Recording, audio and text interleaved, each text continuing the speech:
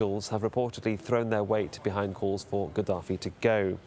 Tripoli is said to be on virtual lockdown. It's always been Muammar Gaddafi's stronghold. Charles Stratford reports. Their hands are bound behind their backs, weapons and ammunition strewn among them. Libyan authorities say these men tried to overthrow the Gaddafi government. Some of the men are moving. The pictures aired on Libyan state TV. In another clip, a man describes what he says are weapons seized from an Algerian national who entered the country with the aim of assassinating officials. The authorities say these are Egyptian passports, seized along with mobile phones and CDs. A man describes information which he says was found on the CDs, detailing instructions about sabotage. Minutes later, more men appear on camera in what seems to be heavily edited segments of taped confessions. This man says he broke into an army base and stole Kalashnikovs. An official from the Popular Committees for General Security says all weapons stolen must be returned. We are calling on anyone who took weapons must return them to the popular social committees in their areas. No legal action will be taken against those who return the weapons and regret taking them. Pictures like this serve to demonstrate the standoff that's now holding in Libya. The people of the uprising say victory will be theirs. This is the town of Misrata in western Libya, which has reportedly fallen to the opposition. If these pictures are accurate, then they would seem to bear that out. The international media is now beginning to find its way into Libya. These pictures show pro-democracy supporters celebrating their control of the city of Benghazi, but interpreting the direction events are heading in remains as difficult for people in the country as it does for the outside world. This video purports to show the aftermath of fighting on the streets of Tripoli between pro- and anti-Gaddafi forces. It's been widely reported from the capital in Benghazi that gangs of yellow-hatted militia have been given free rein to move house to house in the hunt for the opposition. Gaddafi's tactics have enraged even those who know him well. He's using mercenaries, not because he wants to use them, because he cannot use the army. He cannot use the armed forces of Libya because they are Libyans and they are faithful and honest people. They will not kill themselves, because killing their cousins and uncles and friends, it means that they are killing themselves. So he doesn't trust them. He doesn't trust even his own guard. Video emerges all the time showing chaos and the danger which protesters often run headlong into. Here, for instance, there seem to be snipers on the roof of a building opposite. A small crack is heard and a man goes down, shot in the groin. Another rumour, again unverifiable unless it happens, is that Gaddafi has threatened to blow up his oil pipelines, which would bring havoc to the country, already beset by poverty, and would have ramifications on oil prices across the world. Charles Stratford, AlJazeera. Meanwhile, a Libyan general told AlJazeera on Wednesday that an Air Force pilot refused to bomb protesters in Benghazi. AlJazeera has obtained these exclusive pictures of the wreckage of the Russian-made Siko-22 that crashed near the town of Agdabia, east of Benghazi. The pilot and the co-pilot ejected after refusing to carry out the orders to bomb civilians. Well, earlier, Libyan state television showed a short speech by Gaddafi's daughter Aisha, refuting reports that she'd left the country. Firstly, I don't follow these agent channels. I only watch the official state channels.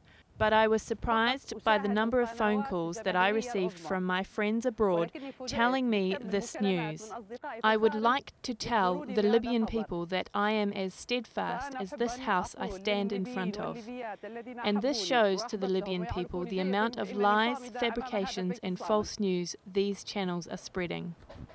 I heard about the news that the UN ended my duties as an ambassador of goodwill. I heard this news and I don't know if it's true or not. But all Libyans that know me know I am a goodwill ambassador, with or without the UN. US President Barack Obama has condemned the violence in Libya. In a strongly worded statement, Obama said the Libyan government must be held responsible for failing to respect the rights of its people. The suffering and bloodshed is outrageous, and it is unacceptable. So are threats and orders to shoot peaceful protesters and further punish the people of Libya. These actions violate international norms and every standard of common decency. This violence must stop.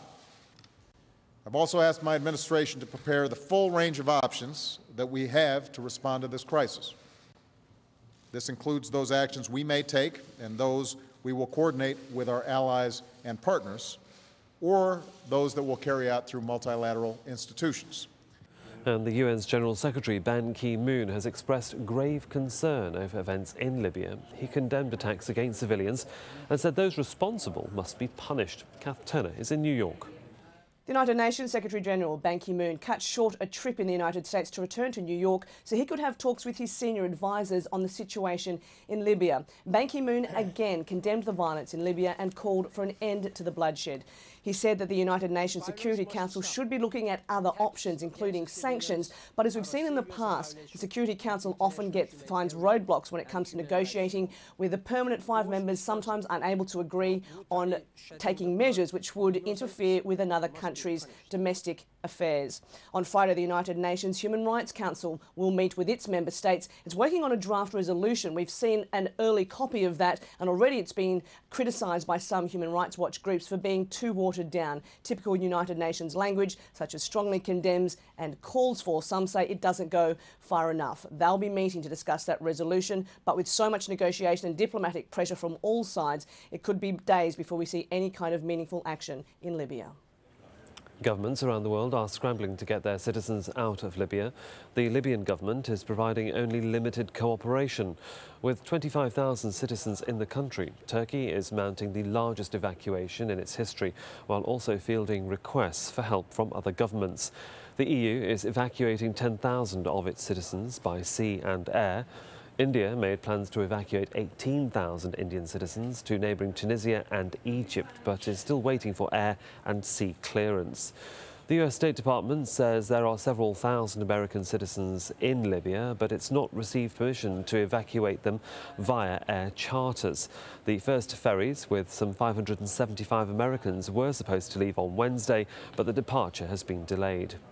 Also, the Chinese state media service reported that 30,000 nationals were in Libya. Greek ships headed to Libya and prepared to collect half of that number. Thousands of Libyans, many suffering from injuries, are rushing to the border with Egypt, hoping to claim asylum there.